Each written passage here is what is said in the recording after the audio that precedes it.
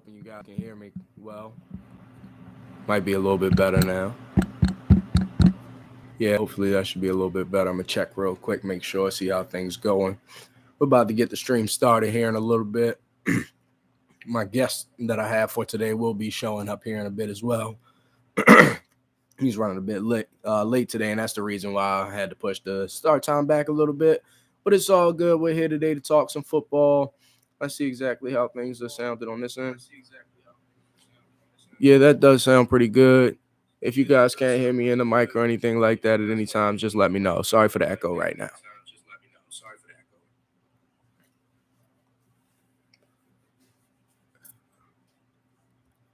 Alrighty.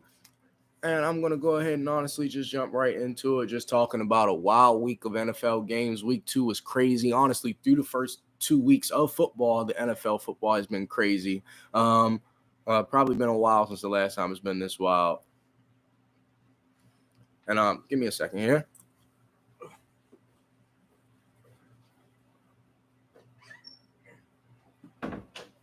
Some extra brightness coming out of that back room there, messing up my physique that I got going on here. But yeah, man, so we're going to jump right into it, get right into the action with the NFL Week 1 games. I'm not going to go too in-depth into things right now until my guest gets here. But like I said, crazy games. There was quite a few comebacks. Unfortunately, my team, the Baltimore Ravens, was on the wrong end of one of those comebacks. I'll get a little bit in-depth into that one. Honestly, I can go ahead and start with that. We'll start with the Baltimore Ravens going up against the Miami Dolphins, and the Ravens' home opener this week. It was the return of Edgar and Allen, the Raven mascots who are replacing their brother Poe, who injured his drumstick and is out for the year. And this wasn't that great of a homecoming for them. No faults of theirs, but wasn't that great of a homecoming for them. This was a game that we saw the Baltimore Ravens come out hot, have a 21-point lead at 2 different points in the game, and ultimately lost the game with 16 seconds left in the fourth quarter. And it was brutal to watch, both as a fan of the team and just as a fan of the sport. Had to admire, though, the resilience of the Miami Dolphins. You don't see many teams come back from down 16 like that. I said from down 16, from down 21 like that, especially on 2 different occasions. But the second being to start the fourth quarter, where what essentially was the last play of the third quarter was a crazy run from Lamar Jackson, a career run, actually, longest touchdown run of his career. And that was the way that the Ravens ended the sorry, just got a message from the guest. But that was the way that the Ravens ended the third quarter. So they went into the fourth quarter with a 21-point lead, and that's where the collapse began, man. It was bad. I mean, I can't think of a loss this bad emotionally since the Broncos beat us in that opening week. I think that was 2013. So the year after we won the Super Bowl, the first game of the season, Peyton Manning and the Broncos smacked us around. I guess it was revenge for the playoff game. He had a crazy amount of touchdowns in that game, like 6 or 7 touchdowns. It was bad. Only difference between this one and that one is that we never really were in much of competition in that game against Peyton Manning. But in this one, we had the game in the bag and let our foot off the gas exponentially. Like I don't even know if let our foot off the gas is the right expression. Like, we crashed the car, got out the car with broken legs, so we couldn't go any further at all. It was just, we lost all energy, momentum, forward movement. All of it was gone. We let up. Didn't play with that killer instinct that you have to play with in order to end a game, and to put a team out of their misery when they're down. But instead of doing that, we gave this team life, gave them opportunities, and they took advantage of them, which is a sign of a good football team. So I have to give respect again to the Miami Dolphins, but I truly do believe that the Ravens lost this game for themselves. Just to look at some of the stats from that game, I mean, We're talking about a game where the Ravens started off the game with an opening kickoff touchdown, ran back. Devin Duvernay ran the opening kickoff back for a touchdown, 103 yards. The Ravens, like I said, were up 21 points at halftime. Marcus Williams had 2 interceptions prior to the fourth quarter, though he did drop one in the fourth quarter that would have all but ended the game. So that's one of the many reasons why the Ravens didn't seal away that victory. Not that overall, Marcus Williams had a great role to play, but he was a part of the defense that got torched in the fourth quarter and did drop what would have been a potentially game-sealing interception. And then you got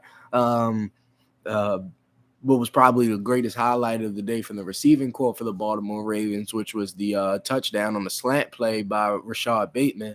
And his release, first off, he beat Xavier Howard on the play, who's one of the best cornerbacks in the league, one of the most shut down, hard to succeed, score over guys in the league.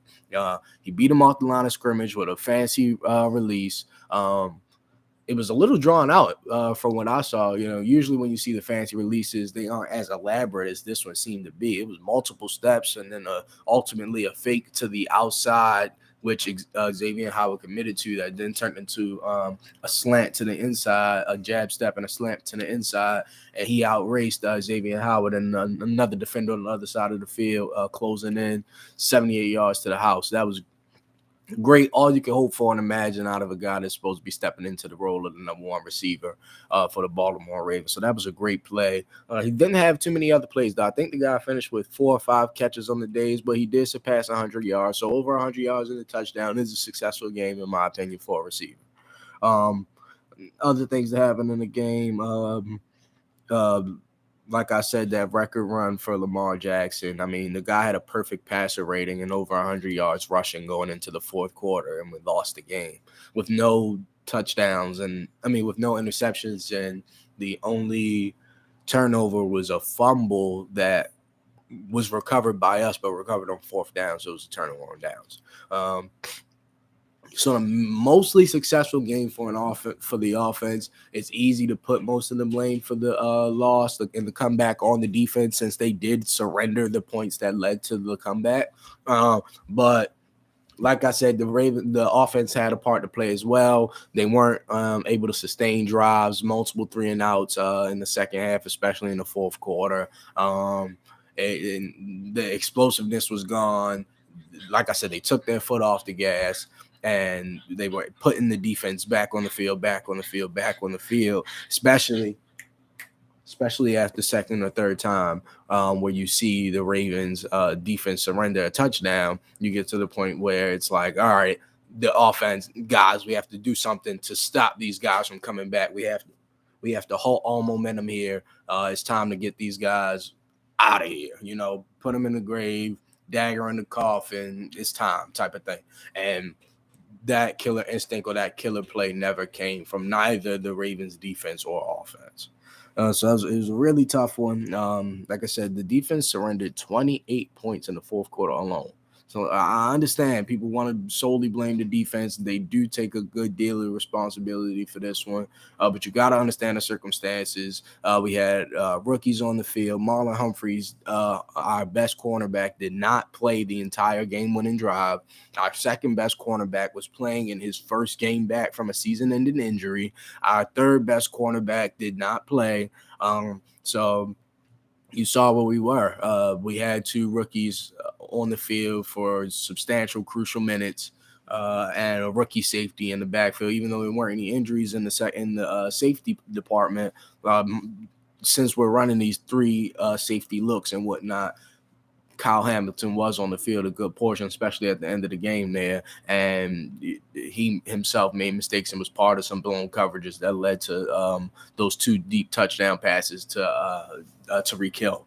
So there was blame to go all around, not just on the defense, especially not on any one person on the defense. This was a team loss. They allowed the Dolphins to go from completely unproductive essentially in the first half, or really through the first 3 quarters, to an offensive juggernaut that couldn't be stopped in the fourth quarter. And that's unacceptable from a playoff or championship team.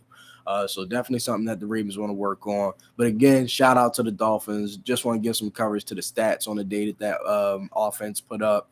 Tagovailoa finished with 6 touchdowns and 2 interceptions. Those 2 interceptions came in the first half. He threw 5 touchdowns, no interceptions in the second half. Killer instinct there.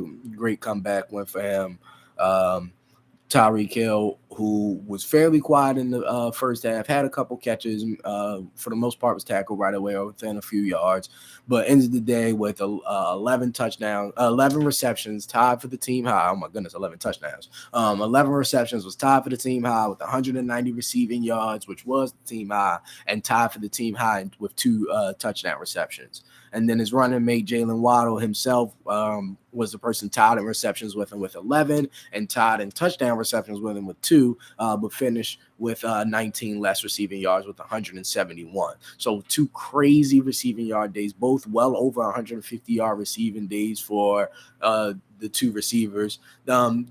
It's rare for you to see a game go where the 2 opposing number one receivers both put up 150 yards or more. But for one team to have 2 receivers put up more than 150 yards, that's something that the Ravens have to be more than ashamed of and have to use as fuel to the fire as they try and bounce back from that one, honestly. That's definitely a tough one. I am going to go ahead and get into it. My guest said that he was going to be here around 2:30. He's not here yet, so when he gets here, we'll kind of just jump right into things, honestly. I did do a bit of an outline, so I can kind of just jump right into it. No problems. We're going to go right into the first game of the week. That was Thursday Night Football, where the Los Angeles Chargers traveled to Kansas City, to play the Chiefs in Kansas City's home opener at Arrowhead. It was a highly anticipated game. A lot of people talked about it as a potential game of the week. And though there wasn't as much flashy fireworks and the offensive shootout as a lot of people predicted, it was still a very good game and was fairly considered to be a game of the week going into it. Ultimately, the Chiefs came out of the win and is the one team to remain undefeated coming out of that. Won the game 27-24. It was ultimately decided on a goal line pick 6 by the Chiefs and Jalen. What's the guy's name? His name was, I cannot remember, so let me look through the notes. Jalen Watson. Jalen Watson won the game essentially with a game-winning pick 6, ran it all the way back. That was all she wrote. Even if there was a chance or an opportunity, the spirit of the Chargers was gone at that point. It was late in the game, but yeah, it was gone. That was it. That was a true clincher, dagger type of moment. But it was an essentially back and forth game throughout. It was more, like I said, more of a low scoring affair than people expected, especially through the first 2 quarters. The Bolts, the Chargers, for those who don't know, their offense only amounted less than 75 rushing yards total. Justin Herbert did surpass 300 pass yards, 334 pass yards, 3 touchdowns, and only 1 interception, though it was, extremely costly. It was the one at the end of the game that sealed the game for him. So only 1 interception, but it mattered. The Bulls defense, which has been talked about a lot as a top-tier defense, had a lot of additions in the offseason, but they came out of this game in a duel against Patrick Mahomes with 1 sack and no interception. So definitely something that I know that they were gunning for coming into the game, pressuring Patrick Mahomes, especially since he is so good at sustaining the drive, sustaining plays in the pocket and whatnot. One of the goals has to be to get him off his game, get him moving around in the pocket, get him off his feet, making rushed, hurried, or bad throws, and then turning those rushed, hurried, or bad throws into interceptions. So you can see none of that happen because they only got 1 sack and no interceptions. So defensively, the writing was kind of on the wall there, even though this was a close one. Mahomes, like I said, finished with 235 pass yards, though, so it's not like he torched them, but he did enough to win. 235 pass yards, 2 touchdowns, no interceptions. His highest receiver only had 51 receiving yards. I believe he had 4 or 5 guys that were flirting in between 40 and 55 receiving yards, but no one guy really took a step ahead of any of the others. So that was interesting there, which gives a bit of credence to what Patrick Mahomes was saying at the beginning of the year, right before the first week, when he was saying that there wasn't going to be too much. There wasn't going to be a wide receiver one this year. And I was a little skeptical about that, especially since he has, Travis Kelce, who has effectively been a pseudo wide receiver one for him all these years, even when Tyreek Hill was there. Tyreek Hill is, a deep threat. He's fast as hell. He can burn you. So, you have to give him that respect. But Travis Kelce, I felt like I don't know. They both have their pros and cons. So maybe the Cheetah is more of a harder matchup there. So I can't necessarily give that to Travis Kelce. But Travis Kelce is undoubtedly wide receiver 1 tier type of player, playing in the tight end position. But so that was interesting, though. Clyde Edwards Hilaire, CEH, is a guy who I wasn't too sure about coming into the season, especially going with a underwhelming rookie year where he kind of fell off halfway through type of thing. But he had 200. What was it? 100. Yeah, he had 110, over 110 total yards for him. So that was impressive. Interested to see if he keeps that up next week, especially since I have him on one of my fantasy teams. Didn't start him the first week. He had like 22 points. That was disappointing. Then next week, come back, play him. He was playing real slow at first. I was worried. The guy didn't even have close to 10 points until like the fourth quarter, but he finished with like 15. So I'm cool with that. That's a solid day. I think I had him in the flex, so 15 points on the flex is solid. I don't know if that was a league that I won this week. I do know that I went 2-1 across my leagues this week, so that might have been the league that I won this week. So shout out to you, CEH, for the production. Keep it up, brother. The Chiefs' next game, since I said keep it up, their next game, they're going to be looking to stay undefeated as they travel. They do travel to Indianapolis to play the Colts, a Colts team that is struggling. They are 0-1-1 on the season. Yes, that's right. I said 0-1-1. Yeah, because they lost last week, and the first week of the season they tied. So things aren't off to a good start, which is a trend for the Colts because they don't seem to start off any of their games well. I'll get into that a little bit later because the same was true this week, though it continued on into the game this week. So I don't know how much that narrative has credence this week. But then the Chargers are going to be looking to bounce back, and their next home game is they play a Jags team coming off a win who look better than expected themselves. So that'll be an interesting one in LA. Though Chargers will probably ultimately win the game. I think that'll be interesting to watch as this Jags team does look to be relatively improved. Not talking playoff caliber type of improved, but an improved team, which is a lot to say for a team that had the number 1 pick in back-to-back years the last 2. Going into the next one, we got the Pittsburgh Patriots, the Pittsburgh Steelers, and the New England Patriots. The Patriots traveled to Pittsburgh to play the Steelers in Acrisure Stadium, formerly known as Heinz Field. The Patriots came out of that game with a win, 17-14, their first win of the season. Their offense still looks bad, but the Steelers looks like their offense may be even worse. Which is a lot to say considering who they have in the backfield and the caliber of talent they have at receiver. Speaking of receiver, it was a 100-yard receiving day for Nelson Aguilar, a guy who's been under a fair bit of scrutiny since he's entered the league for matters of production. But that was a guy, he had 100 receiving yards and a touchdown this week. One of the only 2 touchdowns scored by the Patriots. Mac Jones had 1 touchdown, 1 interception, and 252 pass yards. So relatively okay game for him. I might even put it in a tier under okay, around mediocre type status. But it's not 100% his fault. It's a lot of questions being thrown at that offensive side of the ball in New England, especially the offensive coordinator situation where they have Matt Patricia, a notably defensive-minded guy, calling plays for their offense at the moment.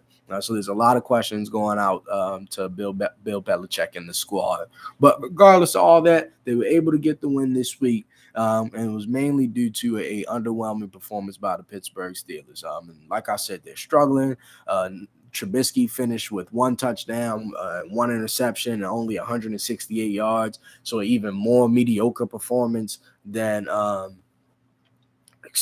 Mac Jones put up. Najee Harris had another tough day on the ground, though we know that as we reported, he's playing through a foot ankle injury that was suffered in week 1. But the guy finished with 3.3 yards per carry on 15 touches, which isn't good for anyone, but especially for a guy that's looking to break out in the superstardom this year. And is definitely getting the opportunity to do so. But with a bad offensive line in front of him and playing through an injury like this, I'm not sure how productive the guy's going to be. The Steelers had 1 interception and no sacks, so not much of an effect they played in that regard. So even though the Patriots were held to 17 points, like I said, it's more so attributed to a struggling Patriots offense than a thriving Steelers defense. That was a bit of a mouthful. But the Patriots are going to be looking to get their second win of the season in their home opener this week against the Baltimore Ravens, who, as we know, are looking to bounce back from a tough loss in their home opener against the Miami Dolphins, like we originally said. And then the Steelers are going to be looking for win number 2 of their own on the season in their second divisional game of the season already. 2 divisional games in 3 weeks for the Steelers. And they'll be traveling to Cleveland to play the Browns, who are coming off a loss of their own. So that'll be interesting. On to the next one. The Panthers and the Giants played. The Giants are surprisingly 2-0 for the first time since 2016. They won a game by 3 points, 19-16. The loss by the Panthers drops them to 0-2 on the season, yet to get their first win. And the questions are now starting to mount up for the Panthers. Was Baker Mayfield the right guy? Is he the answer? Is he the problem? Is the problem somewhere else on the team? So it's going to be interesting to see how the Panthers try and figure things out. But Baker finished with 145 pass yards, 1 touchdown, no interception. Hardly a distinguishable game, but not one that you can't. That you can knock them for, Christian McCaffrey, though, finished with over 125 total yards, so that was great. Majority of those were on the ground, though, where I think he surpassed 100 yards on the ground. Daniel Jones, on the other side of the ball, only had 176 pass yards and 1 touchdown to go with it. But Saquon had another solid, productive game. Again, he may be back, nearly 90 total yards from him this week. Interesting rotation going on with the wide receivers of the New York Giants, though. This week, it looked like David Sills and Sterling Shepard got the lion's share of the snaps. And a guy like Kenny Golladay, who was brought in on a big money deal last offseason, barely touched the field at all. And he wasn't the only receiver. Kadarius Toney also barely got any snaps, which is concerning for some fantasy managers who were hoping for him to be kind of a sleeper guy this year after some sparky plays last year. And for Golladay, a guy that's been looking to bounce back ever since he was signed to this big money deal to leave Detroit and be the main guy in New York. Sorry, you guys, I'm looking down because one of my guests just let me know that he is here. And I am telling him to come on up to the door. So in a second, I will be walking away from the screen so I can let my guest come in. Then I'll give him a chance to get situated and introduce himself. And then we'll jump into some more of the talk.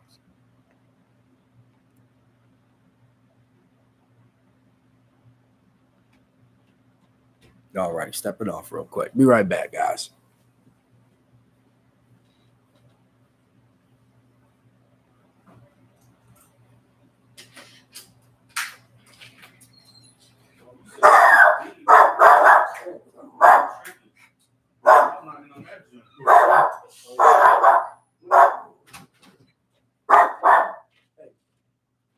tell you.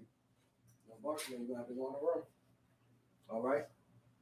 I'm in the middle of a live stream. Thank you very much. What did I say? You can go in the room. So how about we do that? Go ahead, go in the room. Come on. Go in the room. No Barkley. You can go ahead and hop, man, on the phone chair. I'm already in the midst of it. All right, so we live right now, for real. All right, y'all. This is my guy, Christian, my bro. He's here with me today. Like I told you, I was going to be having somebody on with me today. So sorry for the delay, but he's here. I'm going to go ahead and let him introduce himself real quick. So I'm Christian, no Trey. We're here to talk about some football. Also, follow my training page on Instagram, roadT_training_. Good training tips, football tips, all that. Yep, so we're going to be throwing his tag down in the comments as well, so y'all can check that out for those coming back on the live pregame. But I started off, Christian, I started off with the Ravens because, tough loss, so I had to talk about that, get that off my chest. And I felt bad about that, so I'm going to let you rap about that one while I go deal with the little menace back here in the back. All right. I'll be right back, y'all, but go ahead and give your thoughts on the loss of the Ravens and the comeback win for the Dolphins. So the Ravens game, Lamar played his best game. There's nothing more he really could have done. They put up 35 points.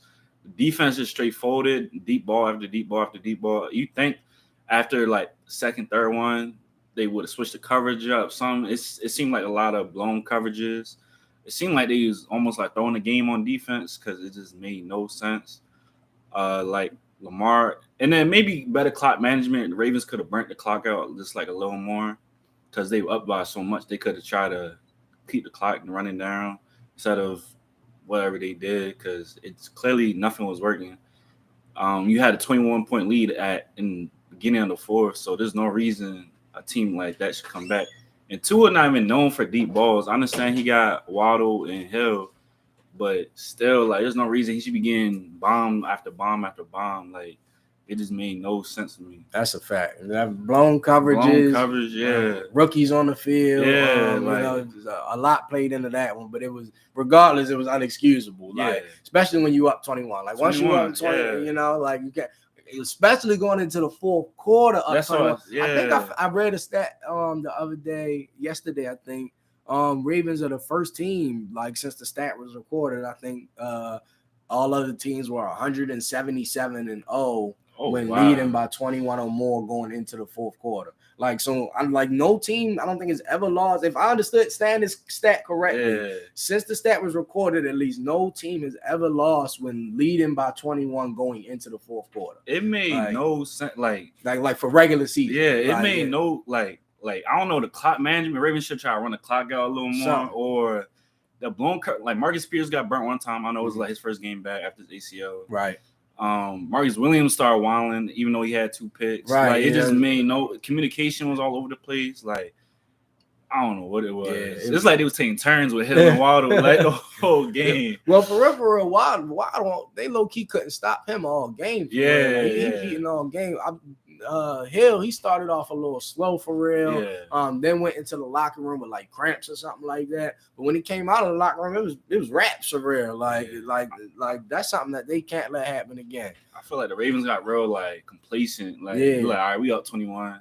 All right, we up 14. All right, we sold up. Right. And then we tied the game. It was all right, shit. You feel me? Yeah. And that's just, and I was saying on the stream, that's just championship teams, playoff teams. They got that killer instinct. Yeah. They know that we up, but we gotta put this team down. If a team's still showing fight, then you gotta take the fight out of them type shit. You feel me? And what they did wasn't I like what you said about them trying to run the clock out more, because I don't think it was necessarily a failure in trying to. I think they did put up the effort, but it was a problem all game of trying to get Damn, I think I might have left the door open. But I think it was a problem all game with them trying to get the run game going. I think running backs outside of Lamar Jackson, the run game total 28 yards on 14 carries. So 2 yards per carry outside of Lamar Jackson. And in the fourth quarter, they couldn't sustain a drive at all. It was all in 3 and outs. So just as much fault as it was the defense for allowing 28 points in the fourth quarter, it's also the fault of the offense for putting the defense on the field 4 times in the fourth quarter. You feel me? Yeah. Especially seeing through the first 2 times that they struggling and gave up back-to-back touchdowns. And I was like, all right, now we down 4. Now we only up 14. We got to, turn it back up. And it never happened. So, like, that's something that is unexcusable. Playoff teams can't do. I don't think it's the end of the world, though. I mean, it's only week 2. That's something. This is a teachable moment, especially for the rookies. I feel like it's valuable experience for the rookies. Invaluable, really, experience for the rookies.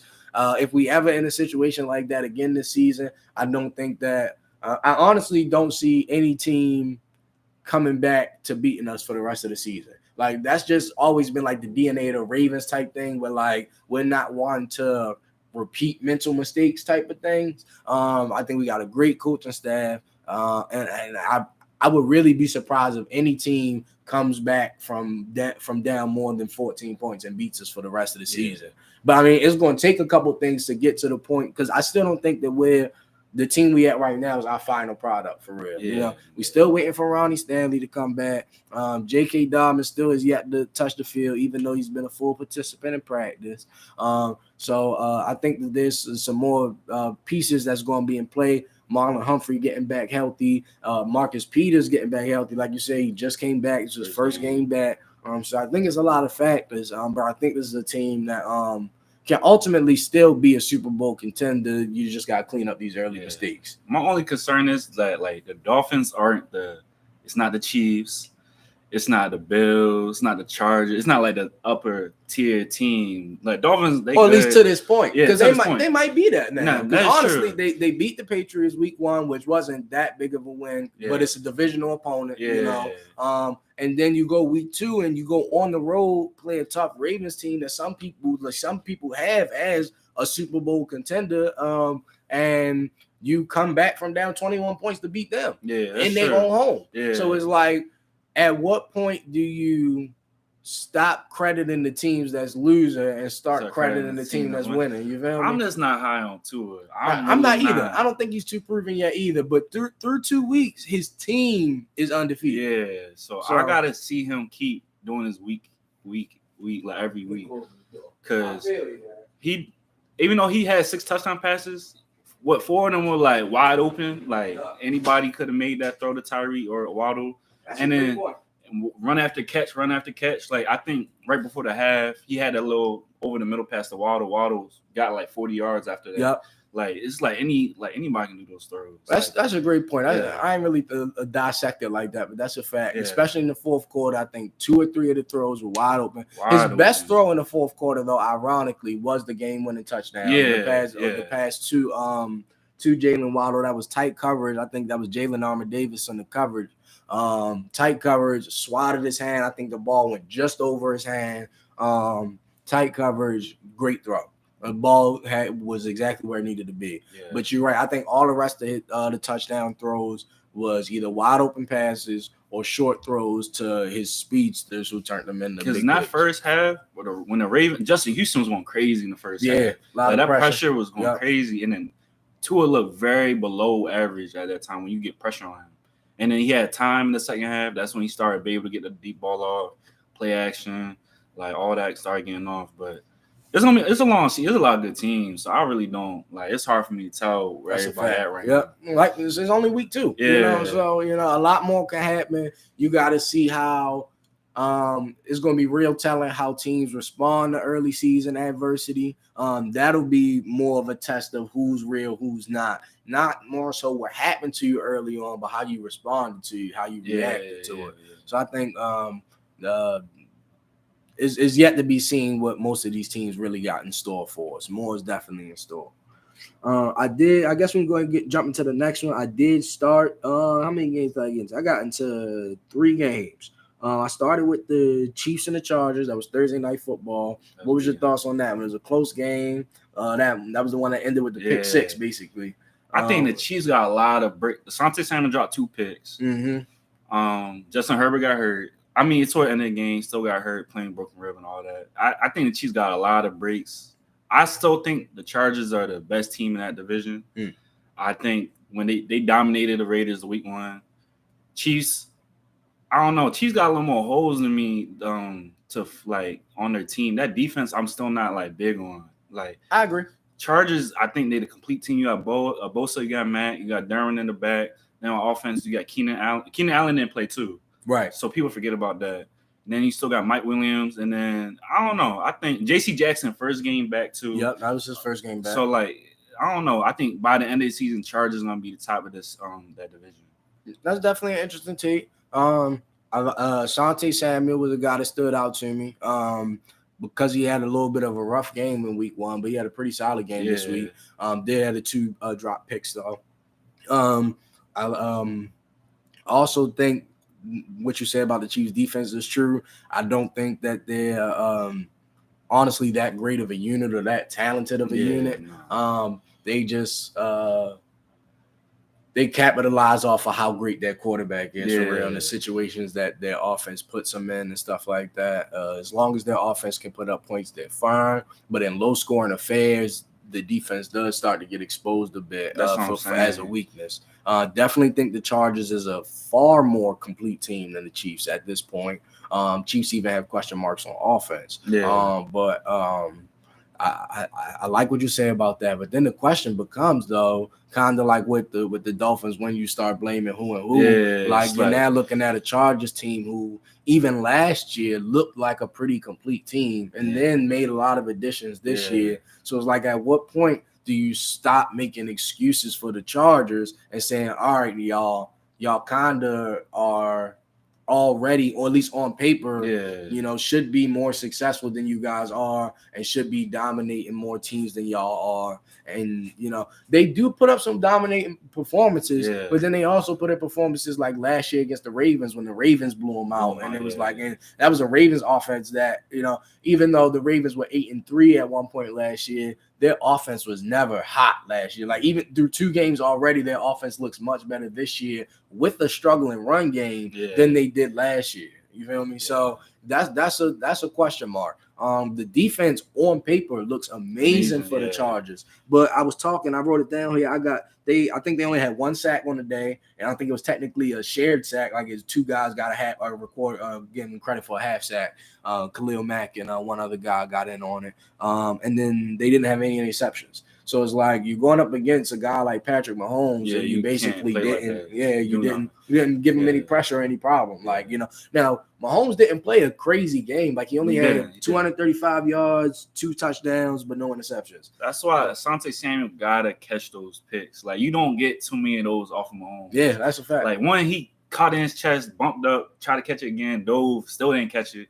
Like, that could have been a pick 6 almost. And then the second one was really a pick 6. Honestly. Like, that changes the whole game. Like, if he catches both of those, maybe not if he catches just one, but if he catches both of those, they probably win that game. Yeah, they win that game, So, and then Herbert threw a pick 6. Everett ran like a terrible – I know they say he was tired. Like, he was trying to get sub. He stayed in the game, whatever. And then he didn't really run his route, so pick 6. So, like, I'm not saying you can take that out, but, like, that changed the whole momentum of the game. Right. Kelsey played really good. Kelsey always gonna do his thing, him and Mahomes. It's just J.C. Jackson got to play better. He got cooked on that one route by like a no-name. You can't have that happen. So it's tough to say. It's like I said, it's only week 2. Right. So it's a long season. Yeah, we'll see. I mean, coming into this week, both teams are going to be playing teams that they should beat. The Chiefs are going to be playing the Colts in Indianapolis, and the Chargers are going to be at home against the Jaguars. I mean, the Jaguars look a little better than people were expecting, but that's probably still a game that they should win for real. Patriots Steelers. Steelers played in their home opener, lost 17-14 against a Patriots team that honestly don't look much better than them. But this is another one I talked about. Really wasn't. Even though both teams had pretty good defenses, it didn't feel like much of a defensive affair, more so than the offense is just not being good. Yeah. I don't know if you caught that. I don't know if you were able to catch any highlights or anything, but like the stats don't look too good. It seemed like a special teams type game. Type of thing. One dude on Steelers, he muffed a punt. Patriots got the ball. I think they scored on that drive. And then Nelson Aguilar made a great catch on somebody. Yeah, those are two. He had over 100 yards. Yeah, that's like one of his best games. Yeah, he don't get too. That's what I'm saying. He don't get too many of them. So I don't. Steelers, I'm a little iffy about because Najee Harris didn't look too good. Yeah, he had 3.3 yards per carry. He didn't look too good. I don't know if he's still hurt or not. I don't know. Like when the injury happened, I think a day or two later he said that he was going to play through it in week 2. But I didn't hear anything about it. That Liz Frank injury is nothing to play with, though. Yeah, that's a fact. That's a tough one. To really worry about. That is a fact. But yeah, he struggled. Mitch Trubisky, 1 touchdown, 1 interception, 168 pass yards. That's mediocre at best. Mac Jones had the same stats: touchdown, 1 interception, but he had 252 pass yards. So that's a little better. But yeah, neither quarterback really distinguished themselves. Neither offense really distinguished themselves. But this, like I said, the reason why I feel like it was more so offense is being bad than defense is playing good is because the Steelers defense only had 1 interception, no sacks. The Patriots defense though had 3 sacks and 1 interception on the day, so they got a solid amount of pressure. The Ravens play Patriots next too, right? Yep. See, that's not showing me who the Ravens really are. Yeah. The one thing the Patriots do, they play like sound football, fundamental ball. They playing all 3 phases. Mac Jones, nothing to like brag about, but right. Nothing to write on the model about, but he going for the most part he should get the job done. Get the job done. Yeah. Do what he got to do. Patriots special teams are always on point. Yep. Defense is usually pretty sound. So it's not because they held on Tyreek Hill pretty good, the Patriots. Yeah, they did. That's a fact. They played a pretty good game, even though they lost that first one. So it's gonna show if it's like what type of Lamar we get in the season and what type of defense we get on the Ravens side. Because Humphrey should be able to guard anybody on the Patriots easily. You're not getting a Tyreek Hill in the waddle. Right. I don't know who the Patriots. Best guys probably Aguilar Aguilar or Jacoby Myers. Yeah, so it's like you're not getting nothing crazy. Right. So the defense should dominate that game. Yeah. But then in the backfield is Najee Harris and I think they got Ramondre Stevenson. Yeah. So that's gonna be interesting.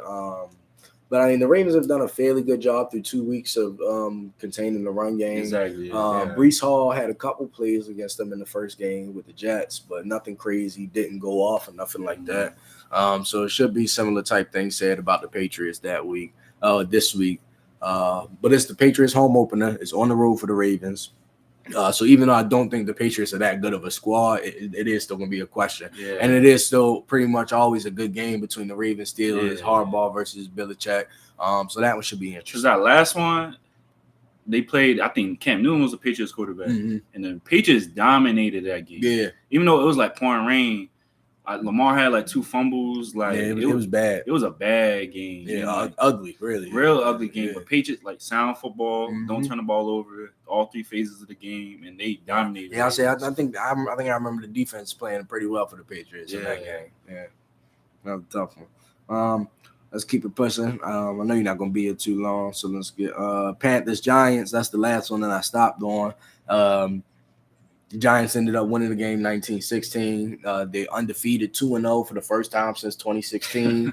So it's something to brag about for them. Panthers are 0-2, so that's concerning. Just give me your thoughts. What's your thoughts on the game? I watched the highlights. Like Saquon played really bad. Still they won though, so it's just like he had almost 90 total yards. Yeah, it was nothing like the first game. Yeah, first game I was like, Saquon bad. Right. So second game he ain't show me that same thing, but I guess they were keen on Saquon. Daniel Jones is playing surprisingly really good. Yeah, that coach on the Giants, I love him now. Kind of like Daniel kind of playing like Mac Jones. So, just getting the job done, doing what you gotta do. Which is an improvement on what he's done up until this point because he hasn't been that guy. Yeah. And then Baker, I've never been a big Baker fan. So I don't know. The Panthers, they look like one of the worst teams in the NFL to me. Them and the Texans. Yeah, it's looking rough, honestly. Yeah, so I don't know how their season about to go, but I don't know. Those are 2 teams. It's hard because I think the Giants are leading their division now. Yeah, because the Cowboys, and the Eagles. Yeah, but the Eagles look good. We'll Eagles look really good. We'll definitely try and get into the Eagles. Make sure we get into them. I saw in a power ranking, them as high as number 3. The Eagles? Yeah, I can see that. Number 3 in the power ranking. Yeah, They defensively, I was concerned about them after the first game because the Lions put up almost 400 total yards on them. I mean, it's the Lions. Though the Lions do, admittedly, now through 2 games look better offensively than they did last year. That was surprising. But with the Giants being 2-0, I don't know how far they'll get. The NFC isn't as strong this year as it has been in years past. Yeah. So, I mean, there's a potential for them to make it as a wild card. I don't think they'll win the division, though. At least through 2 weeks, it looks like it's the Eagles' division to lose. That wasn't the case 100% before Dak got hurt. But with Dak out 6 to 8 weeks, I'm not sure how things are going to go during those 6 to 8 weeks. Yeah. So I mean, Cooper Rush played pretty well, though. He did, and they won a game. Yeah. Against the Super Bowl runner-ups. Yeah. So who themselves admittedly have looked bad through 2 weeks. And are 0-2. But still, a team that's literally less than a year removed from the Super Bowl, and retained a lot of their talent and added to it some. So talent-wise, it's a statement for them to have won that game. But real quick, back to the Panthers and Giants. I think there was one other thing I wanted to mention. That wide receiver rotation. I think I got into that a little bit right before you got here because Kenny Golladay barely played this week.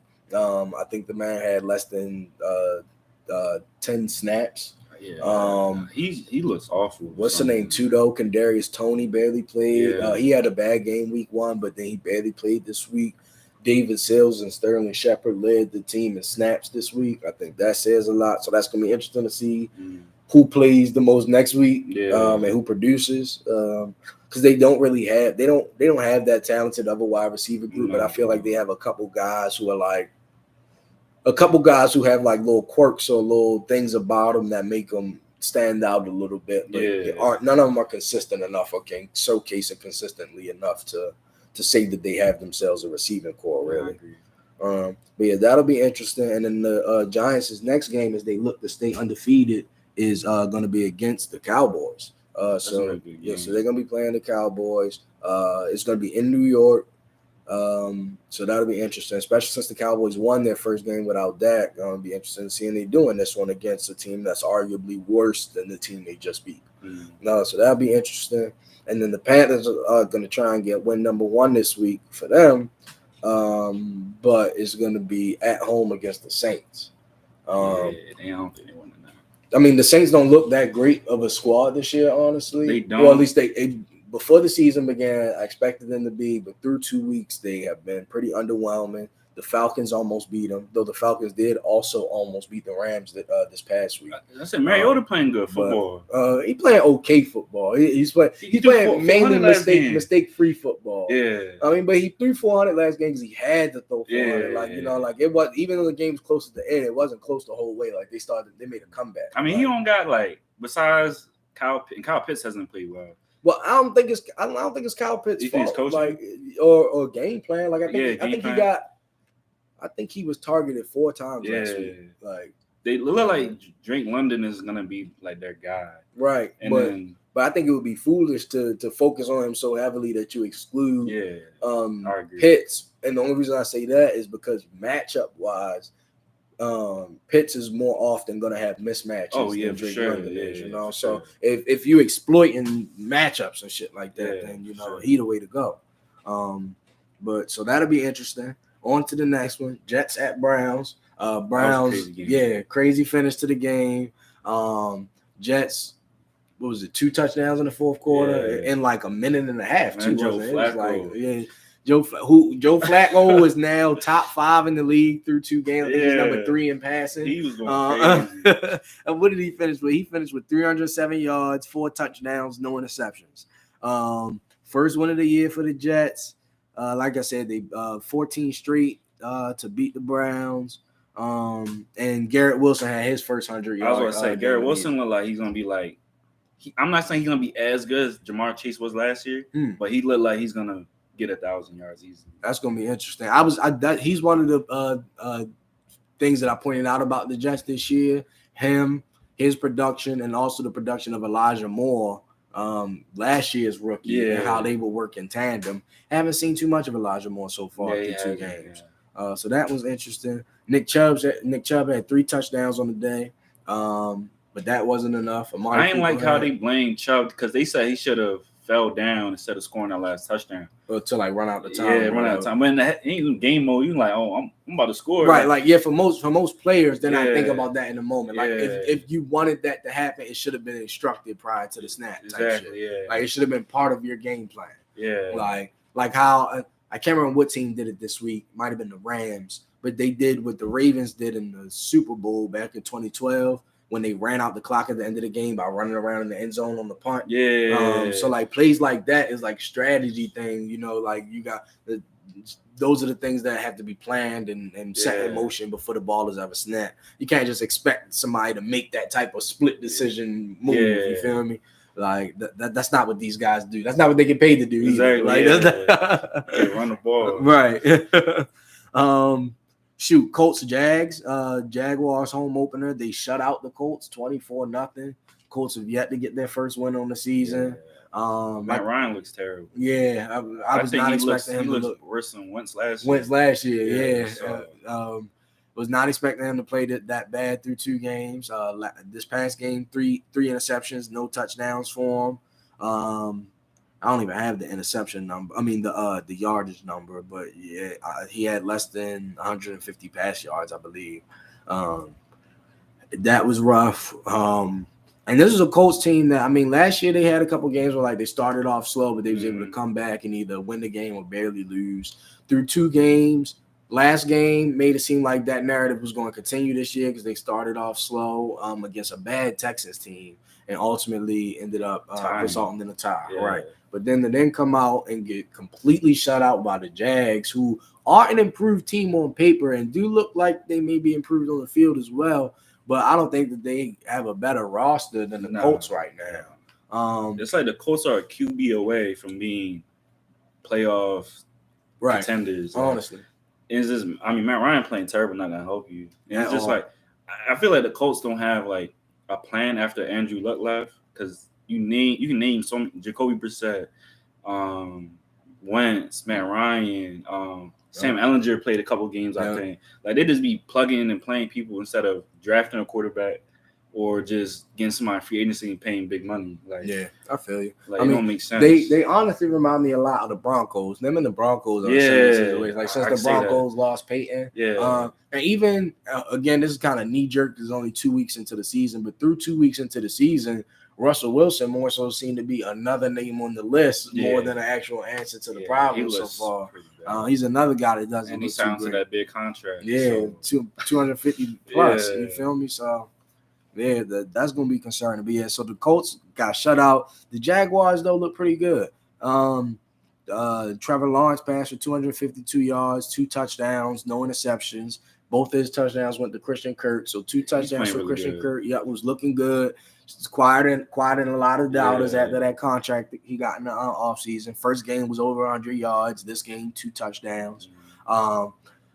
James Robinson essentially playing really well. People thought that Travis Etienne was going to be essentially the main back to start the season because Robinson was coming back from his season-ending injury. Achilles, right? But, it was Achilles. Yeah. I mean, he's bounced back beautifully so far. Yeah, and as of right now, he's the firm, number 1 running back. Yeah. I mean, Travis Etienne is a solid backup. But, I mean, the comparison between them in the last game, James had 23 carries for 64 yards. Etienne only had 9 carries and only took him for 20 yards. Yeah. So, it's clear who the number 1 running back is right now, though neither back averaged over 3 yards per carry. They both averaged less than 3 yards per carry. Colts got a pretty good run defense with Darius Leonard. What's his name in the mirror? DeForest Buckner. Yep. Like, that's a pretty good run defense. Yeah, I mean, and so it can just be a shame when you look at the Colts, especially defensively, see what they have, seeing what those players can do. But this is a team that just cannot put it together, cannot, stop themselves, get out their own way. Or quarterback play, or because, Jonathan Taylor, top 3 back in the Speaking league. of, I think he only ran the ball 9 times in the game. See, yeah, like why are you putting the game in Matt Ryan's hands like that? Like yeah, and after a certain point, it's like we got to pass more to try and catch up. But at one point the game was 0-0. Yeah, exactly. Yeah, like, even after that, it was only a 1 touchdown lead. Yeah. But and you went away from what your bread and butter. Like you said, they got hot last year because Jonathan Taylor got hot. Right. I'm feeding him every game. Right. Like, and mind you, they did all this with Michael Pittman not playing. Exactly. So they didn't even have their number 1 wide receiver, but committed heavily to the run. I mean, the pass over the run. So it might be a coaching thing. Gotta be.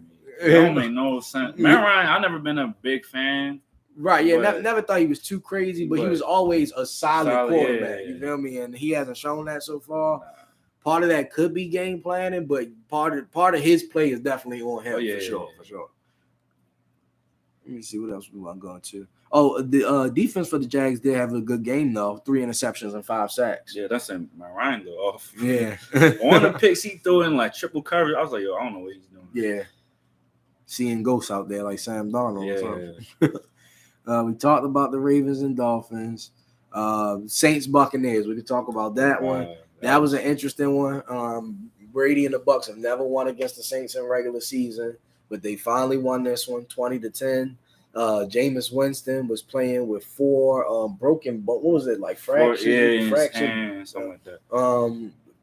No, his back. His back. Yeah, it was in his back. Yeah, broken bone in his back. And they talking about he was gonna be playing with extra padding in his back and whatnot. And I mean, right, exactly. At that point, you got life after football. So I was asking that question before the game, and after the game, I was still asking the question. Because he didn't play too well. Yeah, he threw 2. He had 3 interceptions on the day, and I think all 3 of them, though it might have only been 2, but I think all 3 of them was in the fourth quarter. Yeah, they were. So you lose by 10 games. You lose by 10 points. One of them is a pick six. And you throw 3 interceptions on the fourth quarter. You can't expect to win that type of game. I think it was after. Was it after Mike Evans got ejected?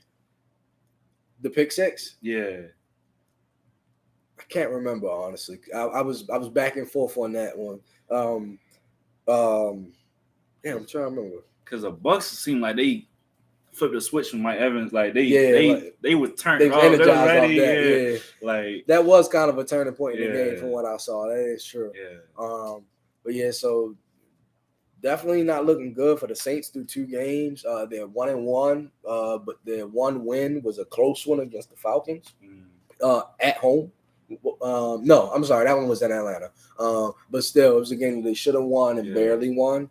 And then they played the Buccaneers and give Brady his first one against them in a game that was, very competitive, and they very much could have won if it wasn't for a few mistakes, namely those 3 fourth quarter interceptions. But like Saints are just like the Colts. I feel like they got you got Michael Thomas, Chris Olave.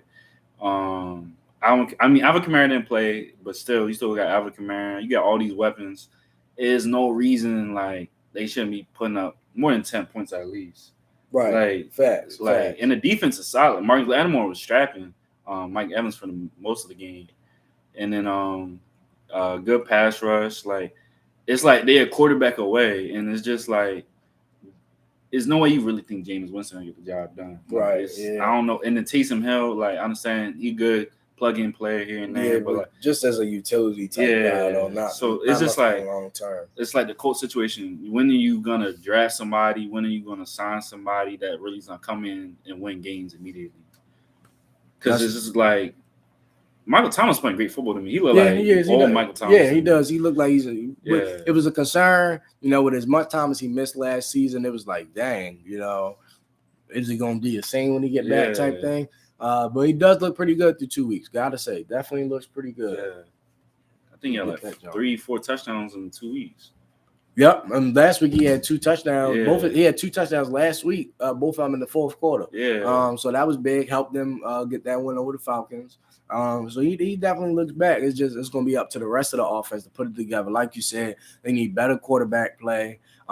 They kind of need better play from Alvin Kamara, though. He's been pretty disappointing through 2 weeks. Yeah. So he needs to step it up. And then the rest of the receiving core around Michael Thomas need to step it up as well too. Though Jarvis Landry has played pretty well through 2 weeks as well. Yeah, he has.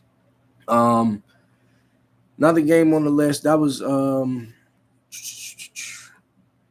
Lions and the Commanders. The game finished 36-27 with a Lions win. But even before that, it was looking very bad for Washington. I think they was up 22-0 going into halftime. They played, they tried to come back strong, but ultimately the Lions was able to get their first win of the year. They look really good. Looked like they found themselves a new number one receiver, Amon-Ra St. Brown. He's that guy. He's that guy. He's playing pretty well. Two touchdowns on the day. Yeah, it's looking pretty good. Yeah. Commander's not nothing like a crazy good team, but they're not a bad team. Though. Yeah, they're not. And I mean, they were supposed to be, and we're only saying this now because of how underwhelming they were last year. Yeah. Coming out of the year before, they played very underwhelming last year, especially on defense. The defense did not perform up to par last year. And then Chase Young got hurt. He's still not back yet. Defense still doesn't look that great. No. So they're not as good as they could be or could have been. But I think that there's still a team that I would have said was better than the Lions before the season. But I mean, through 2 games, the Lions look better than the Commanders do. Like you said, Amon-Ra St. Brown, he was actually leading rusher thanks to a trick play. He had 2 rushes for 68 yards and another 9 receptions for 116 yards. 2 touchdowns to go with that. So that was nearly 190 yards of total offense for Amon-Ra. I love that coach on 11 touches. That coach is smart. He's like, I got Amon-Ra and I got Swift. I'm giving them the ball as much as possible in some type of way. Like he utilizes his players and puts them in the back. And he knows Jared Goff isn't like a crazy good player. He uses him in the right situations. Like he utilizes him to his full potential. I agree. Because Jared Goff is looking pretty well. Yeah. And then like people wrote him off after he got traded and stuff like that. Like, all right, he's done. Like they're gonna draft somebody. So right now it's like, do you need a draft now a quarterback? Right. Like, I mean, he's playing as long as they don't make no mistakes, revert back to old Jared Goff that was like real hit or miss. Yeah. He should have a job in Detroit. Yeah. And then Aiden Hutchinson had 3 sacks in the first half. Like that's crazy. Like that defense is playing well. Jeff Okudah, people forget about. He played really good. Jordan reminded me of him on our last stream. Forgot all about him honestly because of that season-ending injury last year. People forget about. He played really good. Like he's coming together. Like that team is slowly coming together. And then I don't know. Everybody watch Hard Knocks, but I watch Hard Knocks. That team made me want to be a Lions fan after that. Yeah, like, definitely. That coach is HBO does a good job of making you love the team that they coach and then the whole coaching staff. You can tell they in it. Like they all dedicated. A lot of former coaches. I mean, a lot of former players. And then like they all have a passion. The coaches are arguing against each other about a fight. Like they play with so much passion. Yeah, I like the culture that they got. Jamal Williams, when he gave that speech, he's literally tearing up with so much passion. Like that's a team, and that fits Detroit. Like the vibe. Like that's like the personality, the grit. Because the division tough. Like the Vikings are gonna be good. The Packers are gonna be good. The Bears look okay. Yeah. So it's like it's hit or miss like in that division. Agreed. I mean the Commanders. I wanted to talk about their next game, but since we're on the division, I'll speak about the Lions. Their next game is a divisional game against the Vikings this Sunday. So that's going to be an interesting one. I think that'll be telling. The Vikings are looking to bounce back from a lackluster performance. They had a great week 1, but then a very, very underwhelming week 2 from the Vikings. Got exposed and shut out by the Philadelphia Eagles. So it's going to be interesting to see what their answers are there. And then so honestly, I want to expect that the Vikings will win this game, but like we said, with the type of grit that the Lions play with, it'll be interesting to see how this one go. The game is in Minnesota, but still, it'll be interesting. It's a divisional game. Never know how they can go. So it'll be interesting to see. Tell them what you think about that one. Let me check on the living room. The Vikings look so underwhelming against the Eagles. It didn't really. I thought Justin Jefferson. I got Justin Jefferson on one of my fantasy teams. I thought he was gonna like go crazy like that after like that first week, Kirk Cousins looked really good. Dalvin Cook looked good week 1. It's just like talent-wise, it can go either way. Like Eagles made some upgrades, but the Vikings still, I think, might have a better offense. But the Eagles just came to play. I don't understand. Justin Jefferson got strapped by Darius Slay. Darius Slay was like on him all game, like he was in his pocket. Like Darius Slay had two picks, I think. Like Darius Slay was just playing amazing. Like I don't know what that division gonna look like. The Packers aren't nothing to brag about this year. I feel like they're not looking at anything crazy. I don't know. It's an interesting division, but I think I might pick the Lions for this one. I think I might pick the Lions to beat the Vikings. I don't blame you. I mean, I think the Lions will be a good move, but it all depends on what Vikings team we see. That's what I'm saying. It's too. Like I talked about how Justin Jefferson was crazy week 1, and week 2 basically was shut down. Yeah, Darius Slay came to play, so it's just like a former Lion himself. Yeah, so it's like I don't know what side you about to get. The Lions don't have a Darius Slay on their team, right? But Jeff Okudah, he pretty all right. Like, right. And then that pass row with Aiden Hutchinson, and then we'll see how Swift is playing like great football. Amon-Ra's playing great football, so we're gonna see. But I don't know. It's gonna come to Jalen Hurts played a really good game too, though. He did. Definitely did. Yeah, he put a couple people on notice for real. Honestly. Yeah, like he was another guy that got like the Lamar Jackson type of scrutiny as a mobile quarterback. But definitely shown some grit, some leadership, and some playmaking. Yeah, I like what I see out of Jalen Hurts. I think he's another guy that will fill that mold well and kind of like quiet a lot of the doubters when it comes to that style of quarterback play. So definitely rooting for Jalen Hurts.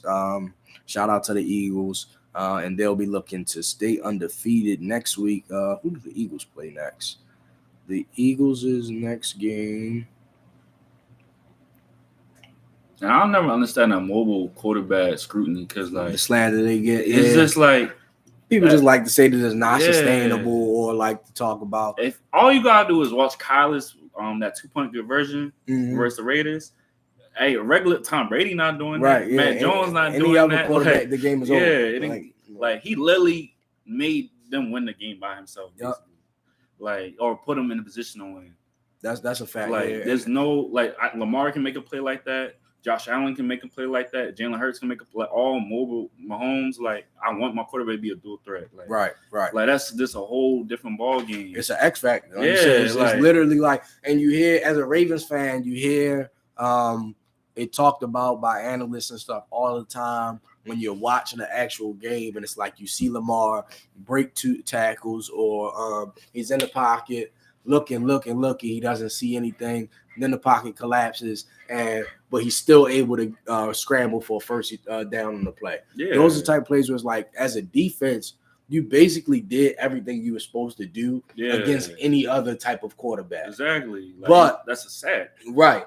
But because it's a mobile quarterback and one that's dynamic as a Lamar, Kyler, Jalen Hurts, there's that whole factor of even if we do everything right, they can still make something happen on their own. Like, all right, there's nothing here. It's time. Like, I now have to. It's up to me to do it, and they rise to the occasion almost every time. Yeah. So, like, that's a real threat. It's great to have on your squad.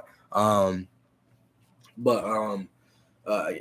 never was in agreement with all the slander. I mean, yeah, there's some mobile quarterbacks who are less deserving of starting jobs than others, but the same is said for pocket quarterback, or the same is true for pocket quarterbacks. You know, not every pocket quarterback is worthy of being an NFL or of the caliber of an NFL starting QB. So it really depends from player to player. I really don't think it's a problem with the archetype of the mobile quarterback for real. Yeah, I never understood, and I think that's slowly what the game is changing. Like most college quarterbacks are mobile. They run in the read option. Like Bryce Young is pretty mobile. CJ Stroud is pretty mobile. And that's going to probably be the top two quarterbacks taken off the draft. Or, like those are Clemson quarterback is mobile.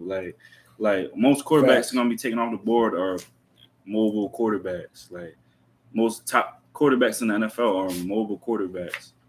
I understand like people watch Tom Brady for 20-some years. Like this is what I want my quarterback to be. That's the defense, pain man, and all that. But like, the game changes so much. Yeah, like, the game changes. Yeah, it's a game of trends, and the trend that's going on is heavy passing. Because of heavy passing, defenses have to respond with better athletes on the defensive line to get to the quarterback and better athletes in the secondary to be able to cover receivers without drawing penalties. And if they're able to do that well and counter your offense well in that way, then the only other counter there is to have a mobile quarterback under center who can, when all that breaks down, can still make a play. Yeah. You know, that's really the only counter to it. I mean, unless your quarterback is of the caliber of Tom Brady, who can, just somehow always manage to find a way, But he come a dime, those don't come a dime a dozen. Like, so that one's going to be interesting to see. Next game, I think we got 6 left. The next one was the 49ers Seahawks. 49ers won 27-7, bounce back victory after a shocking, disappointing loss in week 1 to the Bears. Seahawks were flying high, but that after their win in the return of Russell Wilson last week, but that's now over too. And even though the 49ers won, though, and won in convincing fashion, it did have a bit of a sour note to it because Trey Lance, their starting quarterback, broke his lower tibia and is going to be out for the season, done. Only 4 or 5 quarters into the season, so that's a rough one. But fortunately for the 49ers, unlike most teams, they have a guy with who's their backup with quite some experience, played in the Super Bowl. So definitely going to be interested to see Jimmy Garoppolo is going to step in as the starting quarterback for the rest of the season. Played very well in immediate action coming in for Trey Lance, even though he wasn't with the team for majority of training camp in the offseason because, he was having the contract disputes and whatnot. So this is a guy that's hasn't even been with the team for a month yet, but played pretty well. I mean, it's a team he's familiar with because he was the starting quarterback at one point. So definitely interesting to see. So this is one game that I honestly felt like one of the more normal games of a wild week. Yeah. I mean, the team that was supposed to win won. Yeah. They did so convincingly. Yeah. Though, like I said, there was the sour note of the 49ers losing their starting quarterback. But because they're in such a rare situation where they have a Super Bowl player as their backup, it's not as big of a storyline as it would have been because it's like, what do we do now? They don't really have that question. Yeah. So, I like Jimmy G. I don't think he's not nothing to brag about, but like he gets the job right. done. It's a lot of quarterbacks like that in the league, and it's like they get a lot of flack because of how flashy the best quarterbacks are. But I mean, it's hard to be an NFL quarterback. I mean, if it was easy, there'd be more people doing it. And because he literally been in the NFC Championship twice, and then the Super Bowl. The Super Bowl one. So he has postseason experience. Yeah. So it was like, and then people forget he played under Tom Brady for 2-3 years, so he learned. Was it only 2 years? Yeah, because I think he traded him immediately. Damn. Yeah, it was like 2-3 years. So short. But still, he had time under the master, so at the foot of the master. He came in and skip a beat. Offense, you might want to say offense probably look better with Jimmy G because of the experience. Yeah. Debo doing his thing with Jimmy G. I think the team is more into Jimmy G because that's been a quarterback. Like when Jimmy G gets hit or on the ground, you see the team rushing and try to pick him up and stuff like that. Trey Lance gets sacked, team looking around like all right, like they don't really care. So that definitely could play a part into it, and definitely I think has an effect on the morale of the team, both positively and negatively when he's there and when he's not there. So that was an interesting one, but the result wasn't too interesting. A game that did have an interesting result was the Rams-Falcons game. The Rams won that game 31-27, but it got pretty dramatic at the end of the game. I think at one Definitely point the Rams was up 31-10. Yeah. I want to say. Yeah. And the Falcons came all the way back, and literally up until the last play of the game, had a chance to win the game. Yeah. Ultimately fell short, which was pretty Falcons of them to do. Because I think it was 28-3 at one point, and then it was like they gonna flip it back. Yeah, and like they was down 28-3, just like they was up on the Patriots before they blew that lead and almost completed the comeback. Fell short. I think that game, especially the end of it, said a lot more about the Rams than the Falcons, though.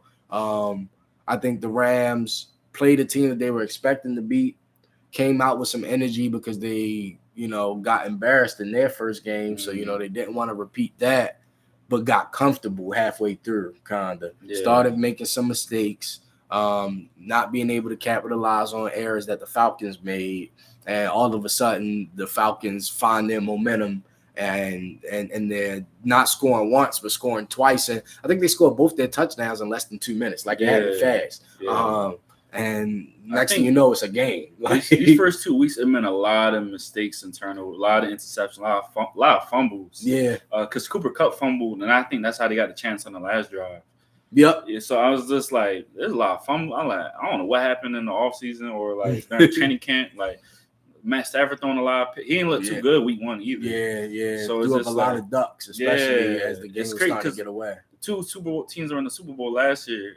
Look very pedestrian, real normal so far. Real normal. 2 weeks. Like, I agree. So I don't know. It's gonna be curious to see how that one goes on. The Rams' next game is gonna be against the Cardinals. So another good game on the schedule for them. I honestly couldn't tell you who I think will win that one. I mean, it's gonna be in Arizona. I'm leaning towards the Cardinals. The Cardinals just won a insane game themselves that we'll probably go ahead and talk about next. But that's going to be interesting to see how the Rams respond. Are they going to come out hot? Are they going to stay hot? That same question is true for the Cardinals, who started off very slow last week against the Raiders. And the Raiders got to be kicking themselves in the foot how they ultimately lost themselves that game. But the Cardinals, they started off that game slow and had to fight back. So will they do the same this week? That'll be very curious to see. I think this is a game, scoring-wise, that probably won't pass 28 points on either side. But, yeah, I think I'll give it to the Cardinals in a tough one. But I could see the Rams winning too. Like, this is going to be a good one. Like, I like this one. I like the setup. I like the scenario. I don't like how underwhelming Marquise Brown has been as the wide receiver 1 for the Cardinals through 2 weeks. So much so that I'm actually benching him this week in fantasy, going up against Jalen Ramsey. So if he ends up eating against Jalen Ramsey, that'll be an interesting talking point come next week. But I don't suspect him to eat too much. I think it'll be up to the magic of Kyler Murray. I think it'll take James Conner got hurt too, right? Yep. And honestly, the more I sit here and talk, the more I lean towards the Rams. Yeah. It's just that the Rams, like we said, haven't looked too spectacular. Yeah. That's what I'm saying. Matt Stafford just special, especially offensively. Yeah, Matt Stafford. I mean, Cooper Kupp doing his thing. Yeah, Cooper Kupp has been Cooper Kupp through 2 weeks. And it's crazy because Allen Robinson hasn't really made no noise. Nope. The first game was very quiet. Let me pull up his stats real quick from this. That was like the big offseason acquisition. Like, I got Cam Akers on fantasy too, so he has been very underwhelming. I thought he was gonna have. At least he got more touches this. Yeah, he got more touches. I thought he's gonna have like a breakout season, like Here I Am type, like DeAndre Swift last year. Right. That's why I thought he was gonna be. And no, not at all so far. Yeah, it's definitely been rough. The 2 weeks for them guys. 1 second, sweetheart. The Allen Robinson had 4 catches this week. Did have a touchdown. Okay. But 4 catches, 53 yards. So solid game. But still, you want more from your guy who's still a wide receiver 2, but a guy who was a wide receiver 1 who you brought in to be your wide receiver 2. Exactly. That's why it's sort of underwhelming. Right. And it's just sometimes I don't know if they force feeding Cooper Kupp sometimes. Like he's like, I'm going to Cooper Kupp no matter what. Because Allen Robinson is like, he was that guy in the Bears, not last year, but the year before that. He had a really good season. So I don't know. Matt Stafford got to play better though. Agreed. He's playing really. He looking like him in Detroit right now. Yeah, he definitely through 2 weeks. Yeah, a lot of ducks being thrown up and whatnot. The guy got to do better. Broncos Texans, not a game that I honestly want to talk about too much because it was so ugly. The Texans being one of, if not the worst team in football, and even still, the Broncos almost lost that game. The Broncos have just been making mistake after mistake after mistake. There's next to no fundamentals out of the team. A lot of penalties being called. I don't know if it's coaching. And I feel like coaching has to be a part of it, whether it's, straight up play calling or if it's the culture that was instilled. Because, I mean, this is a first-year guy, head coach, Sean Hackett. So interesting to see. But, I mean, for the Broncos with Russell Wilson as their quarterback to not score a touchdown to the fourth quarter, it's not okay. He hasn't looked good. Yeah, and he has not looked good. It looked like he got no chemistry with either receiver. And I guess going from DK and Tyler Lockett, like they stretch the field, like they big receivers. DK are freaking nature running 4-3. But I don't think it's a huge change. I mean, Cortland Sutton is a big guy. And Jerry Jeudy is a fast guy. You feel me? So like, and both of those guys are receivers that other teams would love to have. Like they're, those two guys I think are guys that could, start on a lot of other teams. So I don't think his receiving core is bad. Jerry Jeudy did get hurt though. I think Jerry Jeudy got hurt, missed majority of the game. So I don't know if it's coaching or it's just the play. Because I remember when Tom Brady first got to the Bucs, he didn't struggle, but like he didn't like how the offense was being ran. So then he started dialing back to his own play calling, his own stuff to make him comfortable. Bruce Arians was like, "Do your thing," type thing. And I don't know if that needs to happen with Russ. Because right now, Russ is just... Yeah, but something needs to happen. Cortland Sutton did touch 122 yards on 7 receptions, though. So I'll give him that. But, yeah, ultimately, overall, the guys don't look too great out there in Denver. They'll try and bounce back this coming week as they face... I forgot again, so let me pull it up again. This week, they'll be facing the Niners. We mentioned that earlier. Yeah, so that'll be interesting. I'll likely go Niners too, just because of how the Broncos have struggled. But this could be the game where the Broncos turn it around. I wouldn't be mad if that happened. Next game, we jumped ahead to the Cardinals, and from there went to the Broncos, so we could talk about Cowboys Bengals. We talked about them a little bit earlier. The Cowboys won that game 20-17. It was their first game without Dak. I fully expected it to be a loss, kind of regardless of who they were playing. But then they were playing the Bengals, who came off a tough loss last week. Thought they were going to try and right the ship this week. I mean, they were just in the Super Bowl last year. But through 2 weeks, you cannot tell. The Bengals look bad. Joe Burrow looks bad. And not all his fault, though, because his offensive line looks terrible. And it's crazy because the whole offseason, they brought in 3 new offensive linemen. Three new offensive linemen, all who were starters on their former teams, came in to be starters there, and it looks like a waste of money. Like they just waste of money is the best.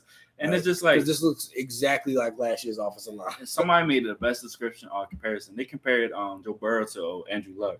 Because Andrew Luck, when he first came in, he was getting smoked. And then they finally invested in the O-line. By then it's too late. Andrew Luck got beat up. I think Quentin Nelson got drafted like his last or second to last year. So he was already beat up by then. And it's just like you don't want that to happen to Joe Burrow. He already had the torn ACL. And it's just like that's a waste of talent right there. You got all these weapons. You got T. Higgins came back second game. Jamar Chase is top 10 receiver. Like, Joe Mixon's a great running back. Like, you don't want to waste this. And then you got to pay Joe Burrow soon, too. So, so that's why it's just like, you got to make another market setting contract right there. Definitely. But, definitely they're definitely roster-wise makeup in win now mode. And through 2 weeks of this season, it doesn't look like their odds of getting back to the Super Bowl are too high. They're currently in last place in the division. They're the only winless team in the AFC North. Pittsburgh Steelers, Browns, and the Ravens are all in a three-way tie for first place at 1-1. But the Browns and the Steelers play each other next. So one of them are guaranteed to be 1-2. So at best, the Bengals could enter into a tie with somebody for last place if they win their next game. If not, they'll keep sole possession of last place. But for the Bengals, it's definitely time to turn it around. I don't think it's any way they make the playoffs starting off 0-3. With the way the AFC is this year, and then their division itself. And the thing is, especially since Deshaun Watson's 11-game suspension drop, it went from a 3-team race in the division to a 2-team race. But if the Bengals keep playing like this, it's literally going to be the Ravens' division to lose. And I didn't expect that to be the case this year. I thought the Ravens were going to win the division, but that they were going to have some comp. But with the way that everybody's playing, I mean, and I don't think there's going to be much comp based off what I've seen so far. Not that that's a fact, but just based off what I've seen so far. And I mean, again, there's a lot to be happy with the Ravens. They blew out the Jets in their first week. Week 2, they were blowing out the Dolphins. They just collapsed. I mean, but the fact that they were in the position they were in is very promising. I mean, there's a lot of teams that aren't ever going to be in a situation like that this season. So that's still something to hang your hat on. It's just that you collapse so terribly that's the talking point. But they completely smacked the Dolphins in the mouth, were the better team for the vast majority of the game, just collapsed at the end. So through 2 weeks, this Ravens team, even with all the injuries and stuff, already looks like a playoff caliber team. They just got to put it all. They just got to eliminate the mistakes that were made in last week's game, and they become a Super Bowl contender, in my opinion. That's what they are. Went on a little bit of tangent, just a couple games left. But shout out to the Cowboys and that great win against the Bengals. The defense looked amazing. Michael Parsons looked like they did a monster. Like it seemed like every play he's getting pressure.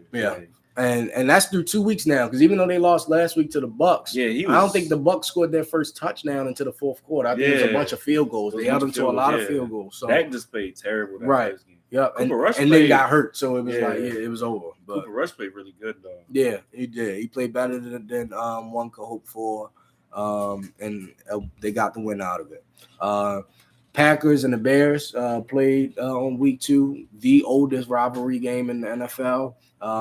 Last year it was highlighted when Aaron Rodgers did that whole "I own you" thing to the Bears, and he kept that up this past week. They won 27-10.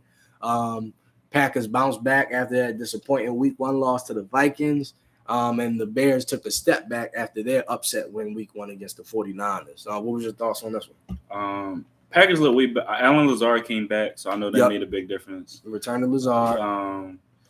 Aaron Rodgers looked way better. Christian Watson played a little bit better. I seem like the rookies and younger players get more comfortable with him and stuff like that. I know Rodgers is hard to play with from what it seems from the outside.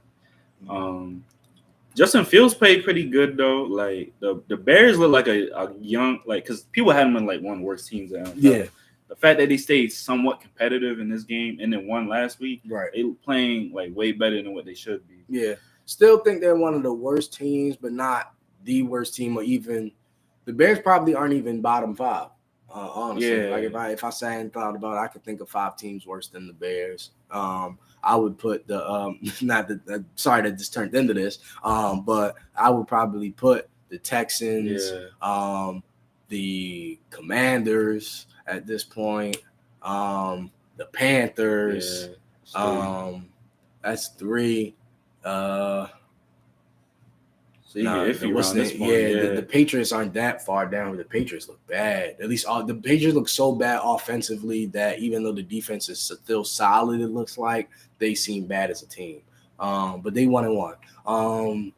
Who else would I put down there? I would probably the Lions are somewhere down there, but again, they climbing up. I probably don't put them in my bottom 5. Yeah, I say you can't do that. Yeah, the Lions I don't think are any longer in my bottom 5. The Colts might be a bottom 5 team, which is surprising, right? And it's hard to put the Jags because like the Jags played pretty good. Right, they played pretty well through 2 games. And another, so it's hard to put them there. It's hard to put the Giants there because they're 2-0. The Broncos look bad through 2 weeks. I guess we can stop it there because I mean the Jets are another team that they won. You know, but against a team that's also probably kind of near the bottom 5. The Browns are in a similar situation to the Patriots talent wise, like great defense, terrible offense right now. Well, the offense isn't even terrible because they have Nick Chubb, but like the offense aren't going to be successful. Crazy too. Yeah, but they don't have a quarterback, so they aren't going to be able to put it together. Yeah. But yeah, so those 2 teams are similar. We'll leave that talk there, but the Packers ended up coming out of that one with the win, 27-10. Looks like they righted the ship. We'll see how much they did because their next game is against the Buccaneers, another game of the week contender. Packers Buccaneers. It's gonna be a 4:00 game this week, so that'll be interesting to watch. I think the Bucs doing pretty bad, bro. Yeah, that one I think the Bucs will probably win because their defense is playing like crazy right now. Shaquille Barrett, Devin White, best linebacker duo in the league. Antoine Winfield. Yeah. Oh my God. Yeah. The whole defense is going crazy. Mm-hmm. And then here we are, last 2 games, Monday night games. We'll start with both of them were not much to talk about as far as competition. Yeah. But the Eagles game was probably the more competitive of the 2 because it didn't get too out of hand until late. Well, no, that's a lie. It got out of hand early and then got boring late. Yeah. I think I actually turned the game off before it ended. I feel like the Bills game might have been more exciting. You saw a lot more highlights. Honestly, because it was just a bunch of fireworks. Yeah. So let's talk about the Bills. They destroyed the Titans in the first game of Monday Night Football. 41-7 was the final score. Titans couldn't get anything going. Tannehill threw 2 picks and was benched for Malik Willis. Who, I mean, he's not like he came in and scored or anything, but I mean, the Titans felt comfortable enough in benching Tannehill after that one. 24 points scored in the third quarter for the Bills. There was 34 unanswered points. It was bad. It was Stephon a bad. Diggs was just on fire. Played with it like his hair was on fire. He finished with 3 touchdowns on 12 receptions, 148 yards. Josh Allen strengthened his MVP conversation after a strong week 1 with a strong week 2, 4 touchdowns, no interceptions, 312 yards, only 11 incompletions on 38 attempts. So great game for him. Interesting game for the backs. That running back by committee, James Cook got the most touches, 11 carries for 53 yards.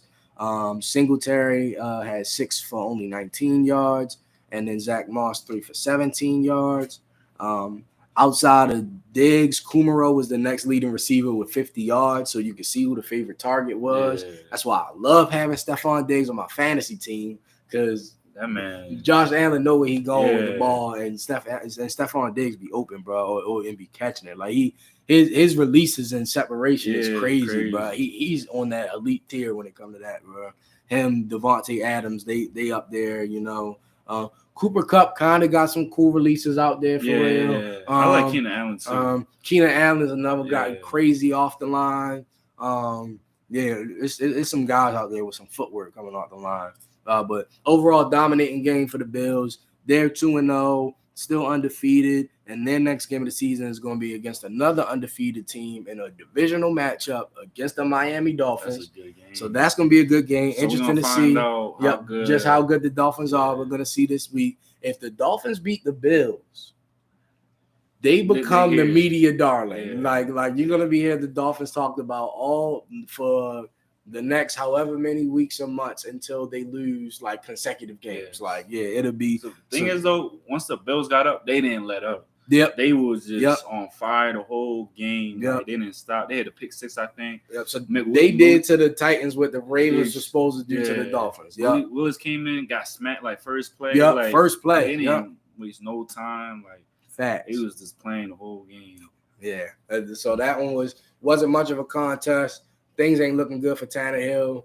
Not looking good for Mike Vrabel right now either, honestly, as a head coach. But it's like it's hard to blame though, because Mike Vrabel, because like you lost AJ Brown, traded him contract. But I mean, but that's a front office move. Yeah, so it's like he wanted. You can tell he probably wanted to keep him. Yeah, and then you lose Julio. Julio's not the same, but still you lose two top receivers. And what you got right now ain't been much. Like Robert Woods had one catch in week 1. Yeah, and then week 2 wasn't much better. And then Derrick Henry hasn't really done nothing crazy. It hasn't been good. So it's just like they shut down through 2 weeks for real, which I'm sure is concerning for the Titans, because that's what their whole offense is centered around is him. And you got no like elite receiver now, and AJ Brown. You can just put 9 in the box, 8 in the box.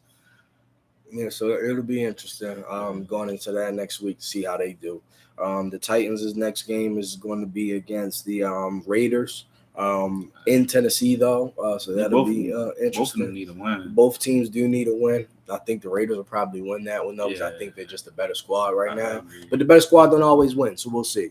And then the last game of the night was the Eagles and their statement win against the Minnesota Vikings to go to 2-0. They beat the Vikings 24-7. As we kind of alluded to earlier, they shut the Vikings offense down. There was a lot of hype coming with the offense of the Vikings coming into this week because of how they played in week 1 and the fact that they have a new coach, new offensive system.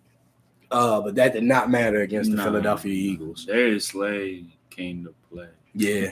Literally. Yeah. Kirk Cousins had one of those games that, is the reason why he is always a question of, what type of quarterback he is. Yeah. It's because of games like these. He has a bunch of good games during the regular season, but, sprinkled throughout is just bad games. Yeah. Like, not just kind of bad, but bad games. Like, this one, 221 pass yards, but only 1 touchdown to show for it on 46 pass attempts, and 3 interceptions to go along with it.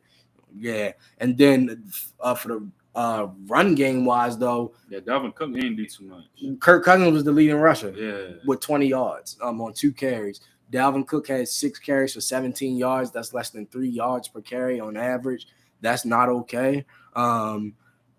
Receiving wise, Adam Thielen was the leading receiver, not Justin Jefferson, with only 52 receiving yards for Thielen. Jefferson was right behind him with 48, though. Neither had a touchdown. Irv Smith had the only touchdown of the night for him through the air. So it was just very disappointing, underwhelming game for the Vikings. Yeah. But I don't think it was because, they just didn't perform. Yeah. A lot of credit has to go to the Eagles. Yeah, in this one. The Eagles came to play. Like their 19 play was like that great. Right. Like Jalen Hurts came to play. Like one play he should got tackled like at the 5-yard line. Still breaking tackles, running through, and made all the way to the end zone. Yeah. AJ Brown, I think that made him a whole different quarterback because now you got that go. I think as an elite quarterback, you need a guy to go to like throw fade ball, like my guy gonna get it type thing. Right. You need that. Like Josh Allen got Diggs, Brady got Evans, Mahomes got Kelsey. Like you need just like that go-to type person. Guy, yeah. Like and AJ Brown looked like he's gonna be it. Now he did struggle this game. But Devontae Smith picked it up. Right. And so that was great to see because I was concerned after the first game. Is like I hope this isn't a trend because Devontae Smith was held out 0, no catches, no yards. But AJ Brown had the monster game. He had like 9 receptions, 10 receptions, something like that. So he had a lot of receptions, 120 something yards, and a touchdown or 2. Yeah. So great game in that first week. Took a step back, but Devontae Smith filled the void. The running game is still very much like that for the Eagles. They were able to run the ball very well against a Vikings defense that isn't the greatest, but isn't necessarily a slouch. So that said a lot as well. And even though neither game was super competitive, I think it was a great finish storyline-wise to week 2. And that's all the games we had. All 16 were played. And now we're getting ready for week 3. We gave our opinions on some of the games that are going to be coming up. The first games are going to be played on tomorrow. I forgot who plays in the first game. I mentioned it earlier, but let me check back to see who played in the first game of this week. The Steelers and the Browns. AFC North matchup to start the week, Thursday Night Football. So that'll be interesting, and then we'll get into our 1 a.m. games on 1 p.m. games on Sunday. So shout out to everybody that tuned in, see what we had to offer today. And shout out to everybody who's going to check us out on the playback. That's what it's there for. If you like what you saw here today, comment in the section, give your opinions on the results of the week 2 games, give your predictions on the week 3 games, tell me who you think going to win them all. Comment, subscribe, like the video. All that helps, gets my name out there, gets the engagement up and stuff like that. I appreciate it. If you really want to be a super supporter of me, you can check me out on Patreon. It's a site that allows for creators to benefit monetarily more than they can on YouTube for the work and time that we put in. So most of my income would come from that, and all the income from Patreon goes directly into funding the channel. None of that money is spent on anything else but the channel, and that is on my honor. Though I mean, not that it's an issue or anything, because it's my income that I'm earning, but everything that I make from the Patreon for this channel will go directly back into the channel. You can find me on Patreon at Trey for 3. You can find me on Instagram, the same thing. Christian, thanks for coming out today, giving your thoughts and opinions. Definitely gonna try and get you back sometime soon for some more content. I plan on doing a live stream soon where I'm more so talking about pop culture topics, things that have been going on in the world. Not a whole lot has gone on recently, but we did just have the 21st anniversary of 9/11. The Queen of England just passed, who was their longest reigning monarch. Some things in the Brett Favre incident going on. That's pretty wild. There's some things going on in our U.S. court system that I want to bring a little bit of light to. So there's a few topics at hand that I'll be trying to get a video, but I really wanted to be a live stream, so I'm waiting a bit on that. But that's going to be coming soon. But give me all your thoughts and opinions on what you want to see and hear from the channel. This is not just a sports channel. It will be talking a lot about sports, but there's going to be other things talked about, mainly in live streams. So tell me what you want to see in my live stream content, what you'd like to see from me, what type of topics you'd like to be discussed. Feel free to comment, and on the next live stream, jump in live chat. You can have your thoughts and voices heard live on the stream. We can address questions and thoughts and help them facilitate discussion.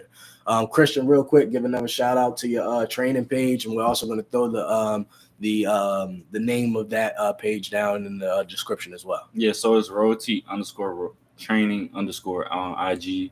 And also on Facebook, if you got Facebook, got good training tips, workout plans, meal plans, any of those things, you can hit me up. I got you. Started my own flag football team, so if you want to ever join some leagues, get some funding. You got to be 18 and older to play, but let me know, and I got you. So, yeah, that's it. Thank you guys all. I didn't do my sign on in the beginning, but you better believe it's coming. Check me out on my next video.